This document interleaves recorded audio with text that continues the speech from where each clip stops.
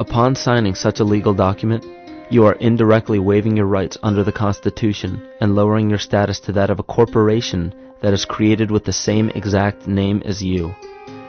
The only way to reconcile your true name from the name of the corporation is to take notice that the corporation has its name in all capital letters. This is known as capitis diminutia maxima. You may take notice that your driver's license, birth certificate, social security card, insurance cards, and more use all capital letters to legally represent the corporation with your name, not you. The corporation is known as an artificial person, whereas you, the human being, are known as a natural person. This deception goes even deeper when it comes to the courts that we attend. When showing up to court, you will notice that there are seats for witnesses behind a wooden fence or barrier. The defendant must cross through the entrance to the other side of the barrier where the plaintiff and judge sit. This act symbolizes the boarding of a ship. At this time, business can be conducted in maritime admiralty law. The judge, acting as captain or banker, is responsible for settling the balance between the two sides. This is why there is always a monetary value involved in any court case. The captain is simply dealing with banking and merchant disputes. Once the balance is paid, the case is closed. To turn the court case away from admiralty law where your rights are not protected, you must avoid agreeing to represent the artificial person. This is done by stating that you are the natural person. You don't have a first or last name because those imply corporate title. In a court case, you may state that the court takes judicial notice of your honor's oath of office.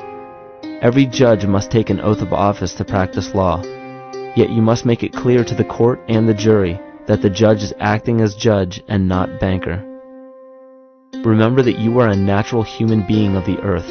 You are not governed by anything but your own consciousness.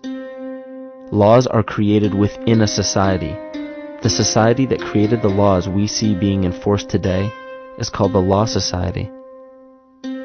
Yet the most beautiful part of this entire deception is the fact that we are not part of the Law Society, so their laws do not apply to us. Judges, lawyers, and law enforcement officers, they're all part of a society. Within that society, they've created their own language that's deceptively similar to English. They have these little things called statutes, acts, and regulations that seem like laws, but they really only apply to those within their society. So that basically means all the traffic violations, minimum age requirements, and everything except for damage to another person or their property doesn't really apply to the natural person. Laws only apply to those within the Law Society. The game being played is an illusion. You can simply choose to open your eyes and reclaim the freedom that you were born with, bound by nothing but the limits of your imagination. These are just a few examples of assuring that your rights are being protected. By far, the most important line of defense against this deception is to be aware of the perversion of language, and be absolutely aware of how you form your beliefs and concepts.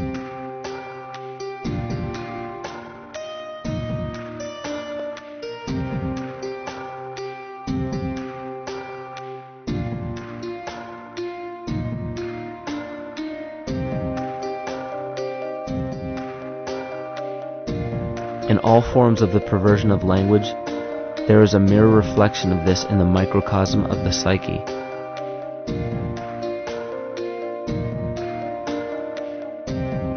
And the problem I see with humanity today is we don't truly know ourselves anymore.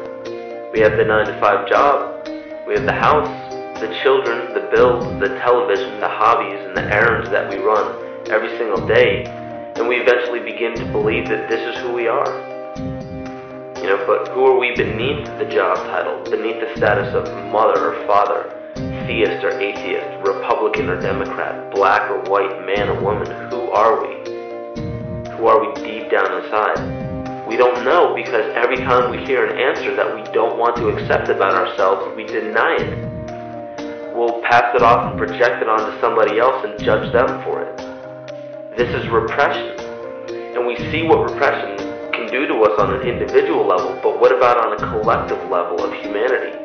What happens when the whole world refuses to see what they truly are on the inside?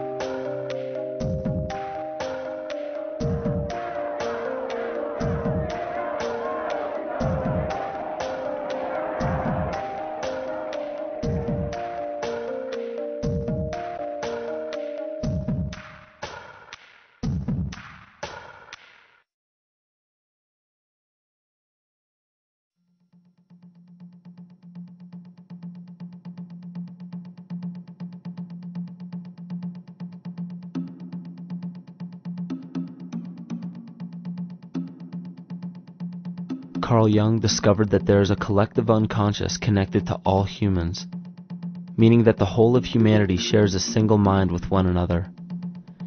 This is evident in the world through accounts of shared mythology and symbols, the study of morphic fields, and with the science of kinesiology. This collectivity is a global example of the unconscious mind of the human body, in which trillions of cells share a similar signal. This parasite, called our false ego, requires a continuous flow of sustenance to survive. Food, fuel, and any other form of sustenance is energy. Human consciousness is an electromagnetic field of energy.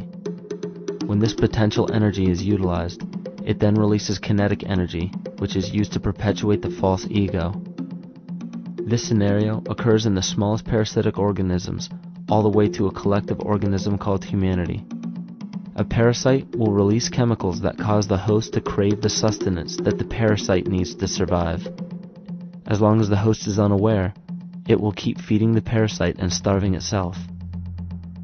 In a similar way, Wilhelm Reich stated that whole societies suffer from a psychosis caused by starving our organic biological impulses. He states that sexual suppression supports the power of the church, which has sunk very deep roots into the exploited masses by means of sexual anxiety and guilt. It engenders timidity towards authority and binds children to their parents. This results in adult subservience to state authority and to capitalistic exploitation. It paralyzes the intellectual critical powers of the oppressed masses because it consumes the greater part of biological energy. Finally, it paralyzes the resolute development of creative forces and renders impossible the achievement of all aspirations for human freedom.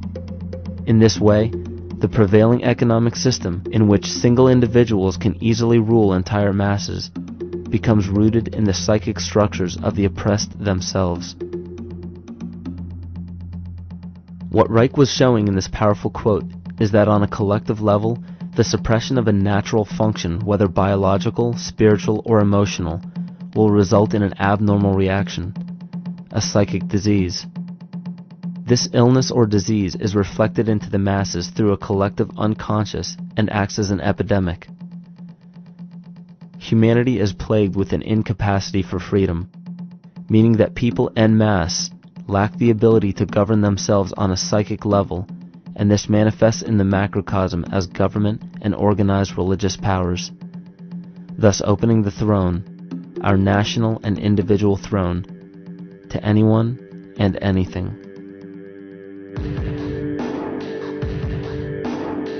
Enter the infamous rulers of the earth, the patriarchs of civilization, political, social, economic, and spiritual dictatorship, psychic tyranny.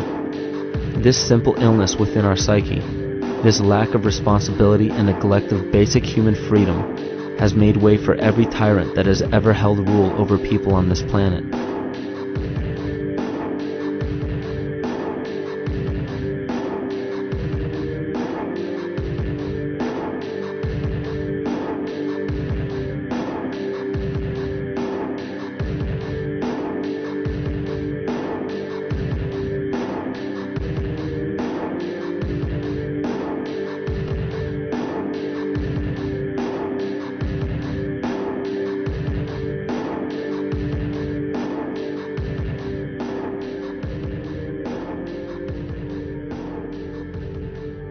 But these oppressive tyrants that are demonized by the masses are no different than us.